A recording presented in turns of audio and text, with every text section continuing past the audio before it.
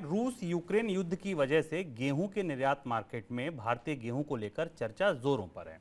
ऐसी संभावना है कि भारत से गेहूं के निर्यात में जोरदार बढ़ोतरी हो सकती है और हो सकती नहीं है, हो भी गई है। फरवरी तक हम करीब 66 लाख टन का निर्यात कर चुके हैं। बात यहां तक हो रही है कि 22-23 में, यानी कि अब जो वित्त वर्ष शुरू हो चुका है, इसमें गेहूं का निर्यात 100 लाख टन तक पहुंच सकता है, बल्कि 150 लाख टन तक पहुंच सकता है। 100 लाख टन का जो निर्यात लक्ष्य रखा है उसको पार कर सकता है।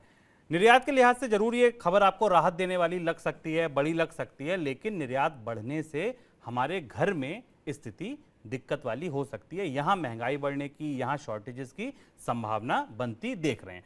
अब आप ऐसे समझिए, हम निर्यात कब करते हैं? जब हम प्रोडक्शन ज्यादा कर रहे हो, हमारी खपत के बाद, और कुछ सेंट्रल पूल में, यानी कि खराब दिनों के लिए हम जो बचत करते हैं वहां अगर ठीक ठाक स्टॉक हो, तब उसके बाद जो बचता है वो हम निर्यात कर सकते हैं। अब मैं सबसे पहले आपको आंकड़े बताता हूं, हम उत्पादन कितना कर रहे हैं।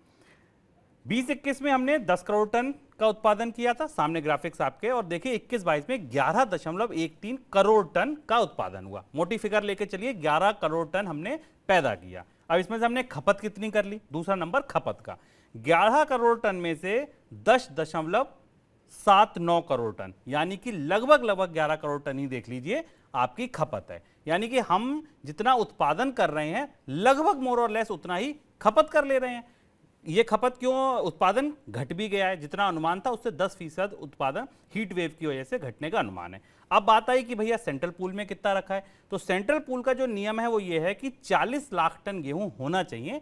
यहां स्थिति थोड़ी सी ठीक ठाक है, 190 लाख टन अभी रखा है। हालांकि यहां भी एक चुनौती वाली बात यह है कि यह स्टॉक 3 साल में सबसे कम है। आंकड़े आपके सामने हैं। सर, अब मैं यहां से अपनी बात शुरू करता हूं। उत्पादन के बराबर कंजम्पशन है, केंद्रीय पूल का स्टॉक थोड़ा ज्यादा है, शायद यही सरकार को यह बल दे रहा है कि निर्यात किया जा सके। क्या निर्यात के बाजार में हमारा निर्यात करना हमारी अपनी मुश्किलें तो नहीं बढ़ाएगा? और इससे पहले बड़ा सवाल कि दुनिया में यह किसी विवाद को खड़ा नहीं कर देगा? पहले हम इस बात को लेते हैं कि क्या भारत निर्यात कर पाएगा और इस निर्यात पर दुनिया में सवाल उठेंगे कि नहीं उठेंगे। उसके बाद हम इस पर आते हैं कि क्या ये निर्यात भारत के बाजार के लिए कितना असर करेगा, और वो बहुत महत्वपूर्ण है क्योंकि उसके आंकड़े भी हमें चौंकाने वाले हैं। गेहूं के बाजार में उत्पादन का, मांग का, खपत का और केंद्र सरकार के बफर स्टॉक्स में जितना में गेहूं मौजूद है उसका हिसाब शुभम ने आपको समझा दिया इस ग्राफिक में। भारत, ये समझना जरूरी है कि भारत में जो बफर नॉर्म है, यानी खाद्य सुरक्षा के लिए जितने गेहूं की जरूरत है, भारत का स्टॉक उससे काफी ज्यादा है, ये जानना जरूरी है। सबसे महत्वपूर्ण चीज है, जहां सबसे बड़ा सवाल उठ रहा है सरकार के भीतर और सरकार के अंदर, लोग इस बात पर सरकार को सलाह दे रहे हैं कि भारत जितना भी अनाज खरीदता है सेंट्रल पूल में, वो खाद्य सुरक्षा के लिए खरीदता है।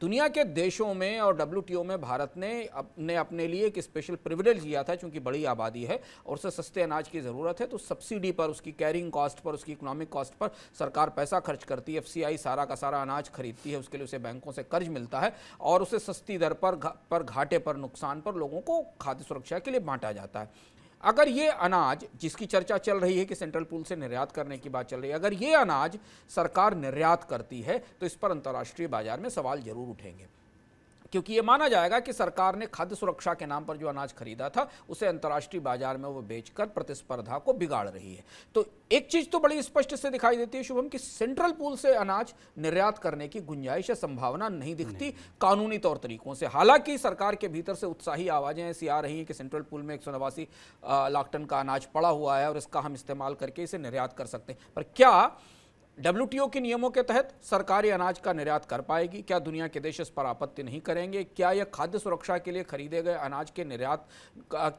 की इजाजत अंतर्राष्ट्रीय व्यापार के संधियां देती हैं? इस पर सरकार ने अभी कोई चीज स्पष्ट नहीं की है। तो पहला तो मुद्दा यह हुआ जहां हम सेंट्रल पूल की बात करते हैं। अब हम दूसरे सवाल पर आते हैं, जो बाजार का सवाल है। बाजार का सवाल सर यही है कि क्या निर्यात वाकई संभव है? इससे समस्या नहीं बढ़ेगी, क्योंकि महंगाई अगर आप देखें, आज ही होल सेल प्राइस इंडेक्स का नंबर आया, 15% पे है थोक महंगाई। रिटेल इन्फ्लेशन हमने देखा वो भी 7%। RBI का जो एक राहत वाला है या सुकून वाला उनका जो दायरा है उससे ऊपर निकल चुकी है। क्या ये निर्यात वाकई संभव है? शुभम, मोटा हिसाब माने कि अगर हमारे पास 107 मीट्रिक टन के आसपास, मिलियन टन के आसपास का प्रोडक्शन है और 97 से 100 मिलियन टन के आसपास की खपत है, तो भारत के पास 10 मिलियन टन के आसपास का सरप्लस बनता है। 8 से 9-10 मिलियन टन का सरप्लस बनता है। यही वो सरप्लस है जिस सरप्लस को आप अपने लिए रोक सकते हैं, लोग अपने निजी भंडारों में रख सकते हैं या इसे निर्यात कर सकते हैं। केवल इतना ही गैप है। तो भारत कोई दुनिया का बहुत बड़ा गेहूं उत्पादक नहीं है जिसके पास बहुत ज्यादा सरप्लस में गेहूं मौजूद हो। पहली चीज है। दूसरी चीज है कि जिस महंगाई के आंकड़े का आपने जिक्र किया, उस महंगाई के आंकड़े को जब हम खोल के भीतर देखते हैं तो हमें व्हीट की इन्फ्लेशन 14% दिखाई देती है। 14% पर गेहूं की महंगाई, और गेहूं की महंगाई बहुत सेंसिटिव महंगाई है पूरी दुनिया के लिए और भारत के लिए तो बहुत ज्यादा महंगाई है।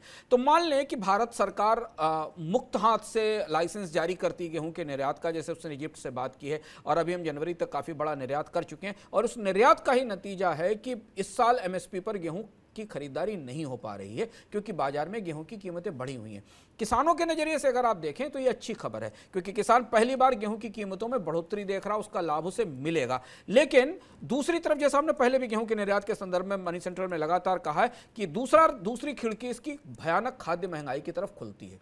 अब अगर मान लीजिए दो हाइपोथेटिकल या दो काल्पनिक परिस्थितियां हैं, सरकार अगर सेंट्रल पूल से अनाज का निर्यात करती है और इस पर दुनिया के देशों को सहमत करा लेती है, तो सेंट्रल पूल की कमी बाजार के में रिफ्लेक्ट होगी।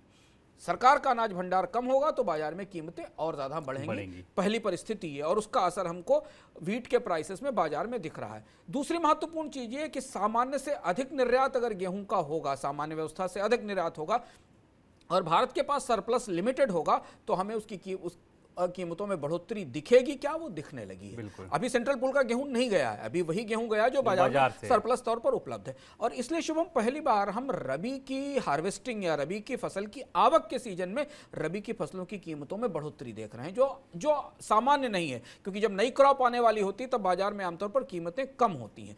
तो भारत की फूड इकोनॉमी या भारत की गेहूं अर्थव्यवस्था इतनी मजबूत और इतना बड़ा सरप्लस पैदा नहीं करती कि आप अपने आप महंगाई को थाम कर रखते हुए गेहूं को निर्यात कर सकें। और इसलिए जिस दिन से भारत में गेहूं निर्यात की बात शुरू हुई, होलसेल इंडेक्स में और खुदरा महंगाई में आप गेहूं और गेहूं से जुड़ी हुई चीजों की कीमतों में बढ़ोतरी लगातार देख सकते हैं। और गेहूं अकेले फूड सिक्योरिटी के लिए जरूरी नहीं है। भारत में गेहूं के आधार पर बहुत सारे प्रोसेस्ड फूड के उद्योग हैं जिन्हें गेहूं की जरूरत है। तो इसका जो कैस्केडिंग इफेक्ट होता है वो हमें बाकी चीजों की कीमतों में दिखाई देता है। तो खतरा है ये, निर्यात से ज्यादा खतरा यह है कि गेहूं का निर्यात में अति उत्साह हमें महंगाई में, खाद्य महंगाई की तरफ धकेल सकता है, खाद्य महंगाई में फंसा सकता है। बिल्कुल।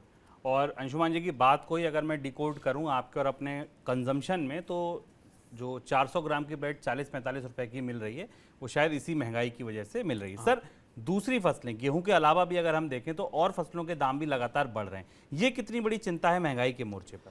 जैसे शुभम, मस्टर्ड ले लीजिए, सरसों की कीमत ले लीजिए। सरसों का आंकड़ा मैं देख रहा था, सरसों की कीमत बाजार इस समय जो मंडी में करीब 6800 रुपये पर, राजस्थान की जो भरतपुर मंडी उसका रेट 6800 रुपये पर क्विंटल का है, जबकि एमएसपी करीब 5050 रुपये पर क्विंटल का है।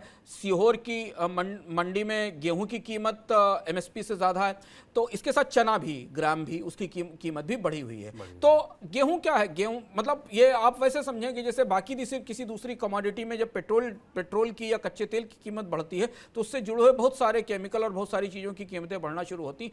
गेहूं मुख्य फसल है दुनिया की खाद्य सुरक्षा की दृष्टि से, और जब गेहूं की कीमत बढ़ना शुरू होती है तो उसका असर हमें बाकी चीज़ों पर भी दिखाई देता है। तो मस्टर्ड की कीमत घरेलू बाजार में जो बढ़ रही है उसका रिफ्लेक्शन हम भारत में खाद्य तेल की कीमतों में देख सकते हैं। WPI और CPI यानी थोक महंगाई और खुदरा महंगाई में, दोनों में जो रिकॉर्ड तोड़ने वाली महंगाई है वो हमें खाद्य तेलों में दिखाई दे रही। और दूसरे स्तर पर सरप्राइजिंगली अभी तक भारत की महंगाई में गेहूं का योगदान ना के बराबर अगर आप पिछला पूरा इतिहास देखें। पर पिछले 3 महीने 4 महीने के महंगाई के आंकड़ों में गेहूं और मक्का का योगदान बड़ा होता जा रहा है। तो यहाँ सरकार के आर्थिक प्रबंधन की, खाद्य सुरक्षा प्रबंधन की बहुत बड़ी परीक्षा होने वाली है।